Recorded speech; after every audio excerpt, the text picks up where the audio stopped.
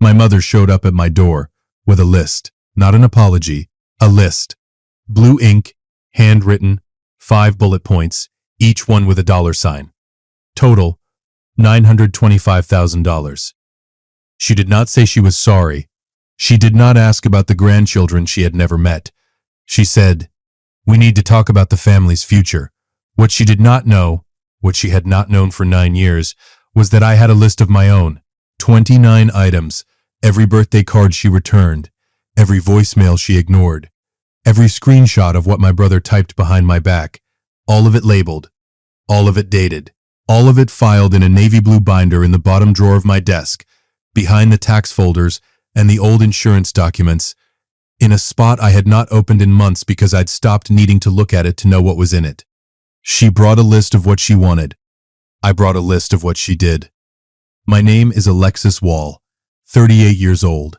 I grew up in Harlan, Ohio, a small town in Wayne County with 1 stoplight, 1 diner, 1 Baptist church, and a hardware store that had been run by the same family for 60 years. Population somewhere under 3,000, depending on the year and who was counting. My father, Roy, worked construction for 30 years. Same crew, same site boots worn down at the heel in the same place every pair.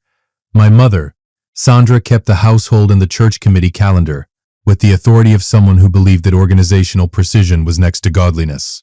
My brother Henry was 3 years younger. Loud, liked by everyone, the kind of man whose flaws were always described as personality and never held against him the way quiet men's flaws are.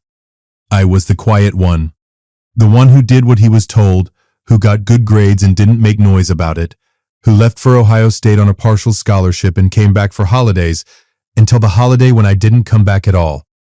I met Jordan Hayes in a statistics course in the spring semester of my junior year at Ohio State. She sat 2 rows ahead of me and solved problems with the calm efficiency of someone who found the hard ones easier than most people found the easy ones. Data analytics major, minor in computer science, partial scholarship from Cleveland. Her mother, Beverly, was a retired school counselor who had raised Jordan alone after her father left when Jordan was 6. Beverly worked long hours and never complained about any of it to anyone except Jordan, on very rare occasions, and even then only briefly.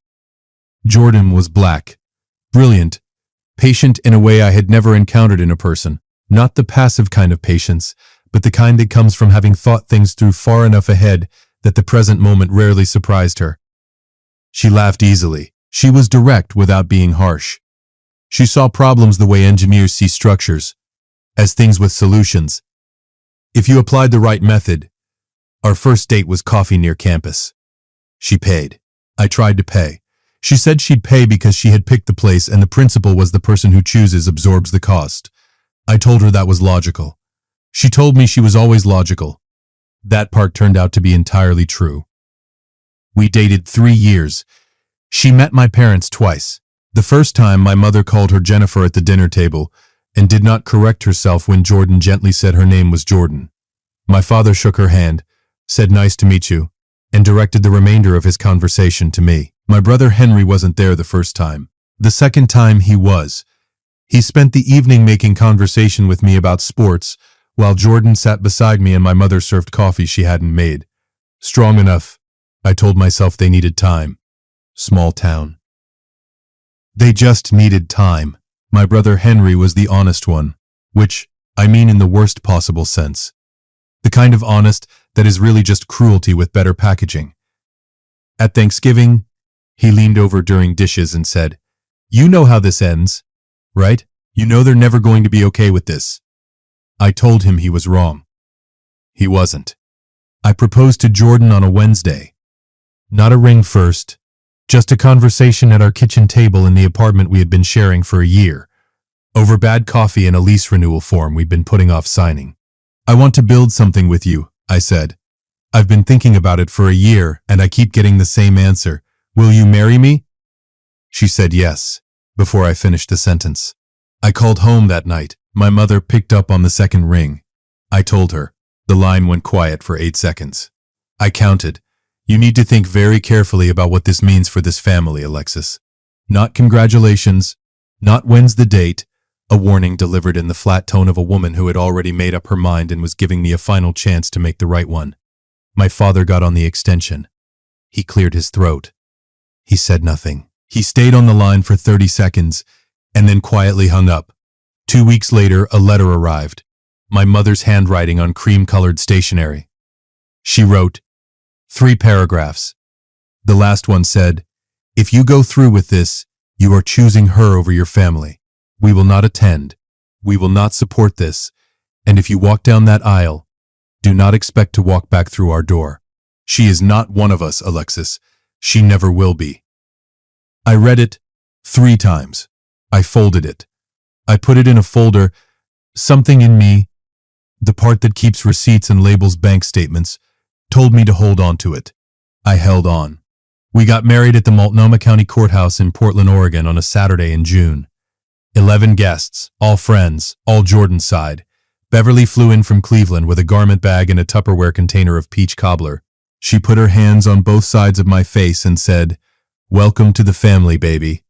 She meant it with everything she had. My dress shirt was from a thrift shop in the Pearl District. Jordan wore a navy dress she'd bought the week before. We pushed tables together at a Thai restaurant on Burnside afterward, and Jordan's college roommate gave a toast that made Beverly laugh so hard she spilled water twice. We looked like 2 people who had just done the most important thing of their lives on a budget, because we had. That night in our apartment, I sat on the edge of the bed and looked at the grocery store flowers on the dresser, $9. And my hands were shaking. Not from doubt. From a grief that had no clean name. I had just married the best person I had ever known. And the 2 people who raised me did not care enough to be there. 1 week later, I mailed a card to Harlem. Inside, our wedding photo, the 2 of us on the courthouse steps in the June sun. I wrote, "We are happy. I hope you can be happy for us someday." The card came back 11 days later. Red stamp. Return to sender. I stared at that stamp for a long time. Then I opened the folder, took out the letter, put the card inside, and wrote in red pen on the cover. Item 1. Wedding photo. Mailed June 14th, 2016. Returned June 25th, 2016. That was the beginning of the binder. I didn't know it yet, but I'd be adding to it for 9 years.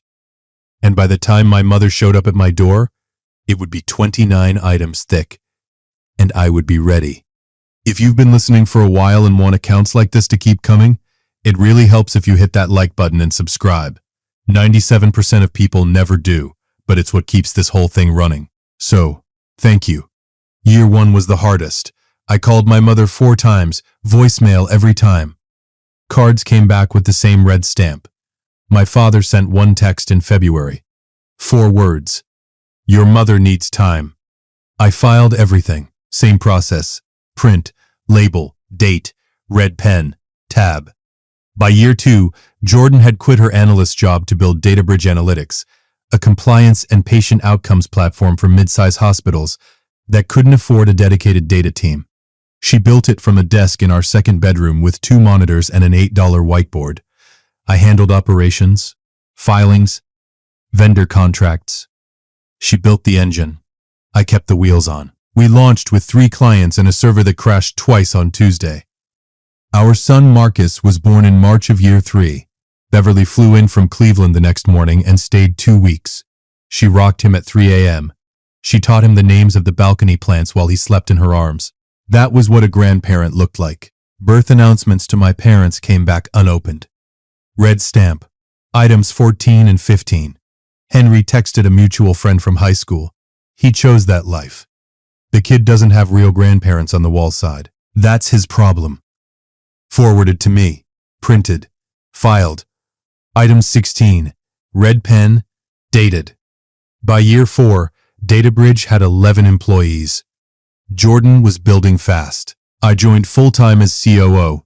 We were partners in everything. Our names both on the paperwork, both on the decisions. The binder had 19 items. I kept it in the bottom drawer and mostly forgot it existed. Jordan asked me once why I kept it. Because someday Marcus might ask why he doesn't have grandparents on my side. I said, I want him to have the facts, not my version. The receipts. She nodded. That was Jordan. She accepted what was mine to carry and stood beside me while I carried it. Year 7. DataBridge closed a Series B, $12 million. Post-money valuation, $68 million. Jordan and I held 22%.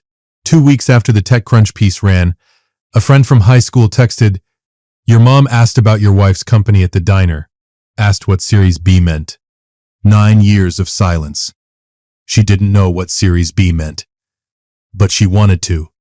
That same year, I mailed my last birthday card to my parents and tucked inside it a photo of Marcus at his school fall festival. Red flannel, face paint, missing his 2 front teeth.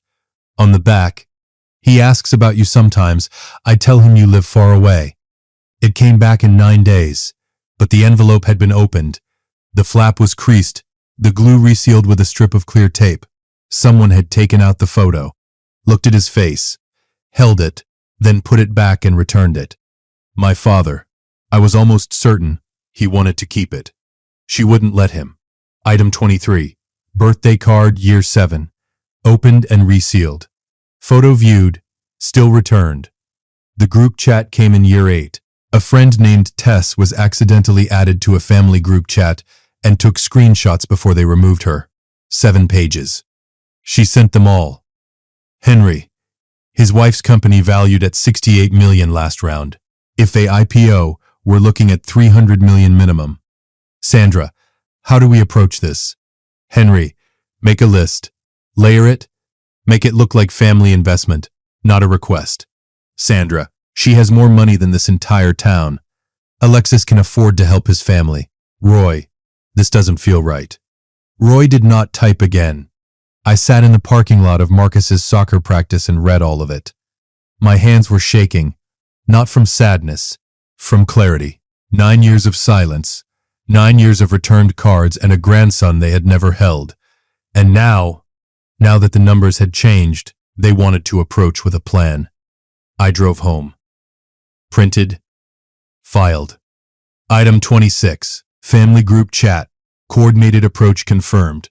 DataBridge went public that October on the NASDAQ. Jordan and I held 10%. Net worth on paper $44 million. I didn't know what to do with that number. It felt like a spreadsheet cell someone had typed wrong. Too many zeros. But the zeros were right. That was literally my job. My mother's text arrived 2 days after we got home from New York. 61 words. Carefully drafted. Not one of them was sorry. Not one acknowledged the returned envelopes, the ignored grandchild, the letter that said she is not one of us. She wrote, "The differences that divide us," as if this was a philosophical disagreement rather than 9 years of documented racism. I screenshotted it. Printed it. Item 29. First contact from Sandra Wall. In 9 years. 61 words. 0 apology. Red pen. Dated. My friend from Ohio, Tess, called the following Friday. She's flying to Portland next week. Henry helped her book it. I know, I said. What are you going to do? Open the door. I didn't know yet exactly what her face was going to do when I set that binder on the table beside her list. But I had 29 items and 9 years of patience. I was ready. She arrived on a Tuesday morning at 10:14. I know the time because I was standing at the kitchen window drying a mug when the taxi pulled up. She got out slowly. Beige cardigan, dark slacks, pearl earrings she wore to church every Sunday since I was 8 years old. A carry-on suitcase, small and worn at the corners. She stood on the sidewalk for 30 seconds before she came up the path. I watched her take in the house, the craftsman details, the porch swing, the garden beds. She was appraising. That was the right word for it. The doorbell rang. I opened the door. We stood 3 feet apart.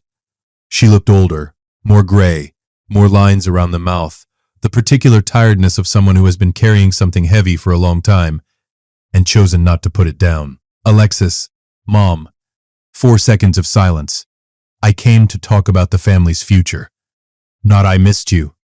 Not I was wrong. Not even I came because I love you. I came to talk about the family's future, the family that had returned her grandson's photo in a sealed envelope. I stepped back. Come in. Not the living room. The kitchen, with the good light and the fridge covered in Marcus's drawings and Beverly's photo from the beach. Grammy Bev holding Marcus on her lap. All three of them squinting into the sun and laughing. She sat at the table. I poured water. No coffee. Coffee was for people who were staying. Her eyes found Beverly's photo on the fridge. Grammy Bev holding Marcus on her lap at the beach, all three of them laughing. She stared at it for 5 seconds. Something moved across her face. Guilt, maybe. Or jealousy. Probably both. She unfolded the paper. 5 bullet points. Blue ink. Her handwriting. Retirement fund. $500,000. College for Henry's kids. $200,000. Roy's knee surgery. $45,000. Mortgage payoff. $180,000. Monthly support. $3,000. She read each line aloud in the measured tone of a woman who had rehearsed this as a business presentation. Then she placed the paper on the table. This is what families do, Alexis. Your father worked his whole life. It's time to give back. $925,000. Not $1 for a woman she'd never met. Not one question about the grandson whose photo she'd sent back in a resealed envelope. An invoice. That's what it was. I looked at the list for a moment. Then I stood up, walked to my office, and pulled out the binder. Navy blue. 3-ring. Heavy with 9 years. I carried it back and set it on the table beside her list. 2 documents, side by side. Her list. 1 page, 5 bullets, $925,000. My list. 29 items, 9 years, 0 apologies received. What is that? You brought a list, Mom. I brought one too. I opened to tab 1 and started reading. Not with anger, not with performance. The way I read quarterly reports to Jordan's board. Item 1. Wedding photo. Mailed June 14, 2016. Returned June 25, 2016. I placed the envelope on the table. Red stamp facing up. Item 2. Birthday card, September 2016. Returned October 2016. Another envelope. Same stamp. Item 3. Christmas card. December 2016. Returned December 2016. I laid them out one by one. White rectangles with red stamps. Every door I had tried to open. Returned to sender. My mother's mouth opened. Closed. I kept going. Voicemail transcripts. Call logs. The screenshot of Henry's text about Marcus. He doesn't have real grandparents on the wall side. The group chat where Sandra said she has more money than this entire town. She flinched at Henry's text. She went rigid at the group chat. You had no right to read that. You had no right to return my son's photo. The kitchen went silent. I reached for item 23, the envelope with the creased flap and the clear tape resealed across the top. I held it up. This is Marcus at his school fall festival. I mailed it inside a birthday card. It came back in 9 days, but someone had opened it, looked at his face, then put it back and sealed it. She was staring at the tape. Her jaw was tight. Dad opened it. He wanted to keep it. You made him send it back. Her hands went flat on the table. If I let him keep it, if I let any of it in, I would have had to admit I was wrong. That I lost 9 years for nothing. She stopped. Swallowed. For 1 second, I saw something real in her face. Actual fear, the kind that lives under anger long enough it forgets how to come out any other way. Then, it was gone. Chin up, posture straight. But you chose her over this family. I placed her list on the left side of the table. Binder on the right. Your list, $925,000. No apology. I tapped the binder. My list. 29 items. 9 years of returned cards. 9 years of a grandson you looked at and put back in an envelope. I did not erase. You wrote it, Mom. She is not one of us. I have the original. She had nothing left for that. You didn't come here because you missed me, I said. You came here because the numbers changed. She stood up. Chair scraped the tile. After everything we gave you, you raised me. That's not a debt. That's what parents do. The garage door rumbled. Jordan walked in. Laptop bag, keys. Same flannel shirt she'd worn to the office. She saw my mother. She saw the binder. She saw me. She didn't speak. She set her bag on the counter, walked to where I was sitting, put her hand on my shoulder, and sat down beside me. That was all. No words. No confrontation. Just a woman sitting next to her husband because he needed her there. My mother looked at Jordan, the woman she'd told me to abandon, now a founder who'd just taken a company public at $440 million, wearing a flannel shirt with her keys still in her hand. Nothing flashy. Nothing announcing $44 million. Just a woman. A good woman. A mother. And she was right here. My mother stared at Jordan's hand on my shoulder, at the space between us that held no tension and needed no explanation. She understood. I had not needed the Wall family. I had already built my own. Mom. I kept my voice quiet. I'm not going to give you money. Not because I can't afford it, because the moment I do, you'll tell yourself you were right to stay away until it was worth coming back. You'll call the 9 years a rough patch. I picked up her list and held it out.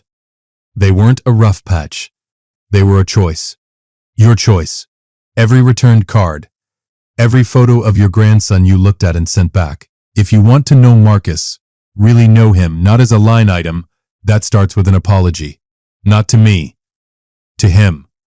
And not today, when you're ready to mean it. She took the list, picked up her suitcase, walked to the front door, stopped, opened her mouth, closed it, walked out. The door clicked shut. Not a slam, the sound of someone who knew she had lost something she couldn't buy back. 2 weeks passed. Jordan and I didn't discuss it much. She had come with a list. I had shown her a binder. She had left without apologizing. The math was settled. Marcus didn't know she had come. He was at school both times. Arrival and departure. I wanted it that way. He would learn about Sandra Wall when he was old enough to understand that some people only see you when the light is right. My father called on a Tuesday morning, 9:14. His voice was older, measured, the voice of a man choosing words carefully because he has finally decided to spend them honestly. Alexis, I saw the news. You and Jordan. A pause. I should have opened that door 9 years ago. I should have picked up the phone. I should have driven to Portland the day Marcus was born. I should have done a lot of things. His voice cracked. I'm sorry, not because of the money. I don't want money. I want to know my grandson. And I want to know if you'll let me try. I was quiet for 17 seconds. I counted. I believe you, Dad, but believing you and trusting you are different things. We start slow. Phone calls every 2 weeks. No visits yet. Just talking. That's more than I deserve. It's exactly what you deserve. Not more. Not less. We hung up. I went back to the contract on my desk. Henry texted once. You could have just helped. I didn't reply.